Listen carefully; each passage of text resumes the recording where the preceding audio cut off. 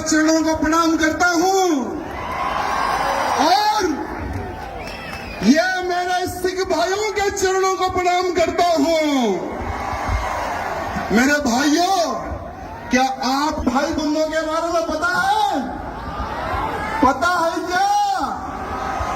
देश की रक्षा हो या धर्म की रक्षा हो, सबसे बड़ा बलिदान देने वाली कौम है ये।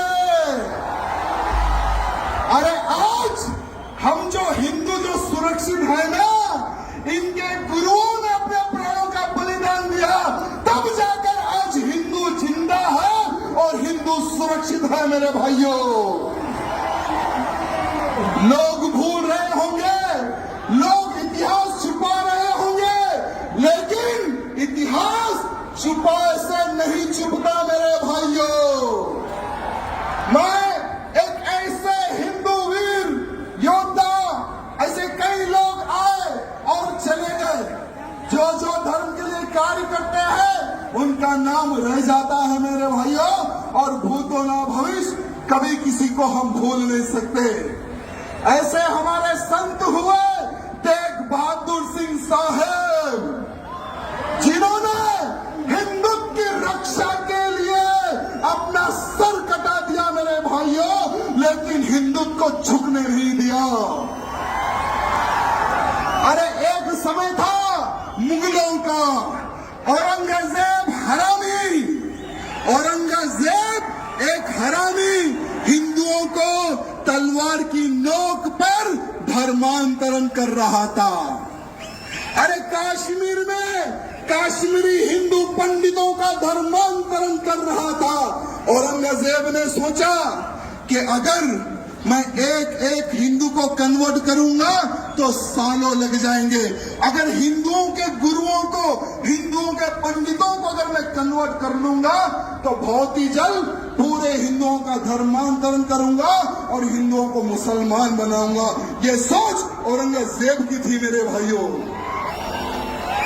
जब कश्मीर में कश्मीरी पंडितों पर अत्याचार हो रहा था, बहन बेटियों के साथ में बलात्कार हो रहा था, जबरन हमारे पंडितों के मुंह में गौ मां का मांस खिलाया जा रहा था, तो वहां के पंडित जो हमारे कश्मीरी पंडित थे, उन्होंने सोचा कि अब हमारे को कोई संत ही बचा सकता, हमें कोई भगवान ही बचा सकता। कौन है वो भगवान? उन्होंने सोचा और उनको पता चला कि एक बहादुर इंसान है, जो एक महान संत है, वो ही हमें बचा सकता। वो संत थे तेग बहादुर सिंह साहब। मेरे भाइयों,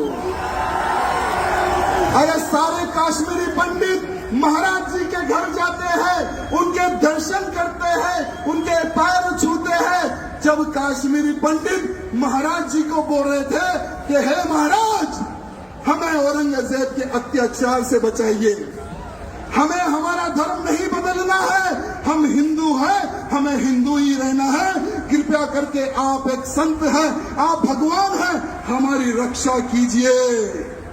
तो महाराज जी ने कहा कि बेफिक्र रहो, आज से मैं तुम्हारी रक्षा करूंगा, और जाओ जाकर कह दो उस औरंगजेब को कि अगर तुझ में दम है, मेरा धर्म परिवर्तन करके बताए, तुम्हारा गुरु आज से मैं बनूंगा।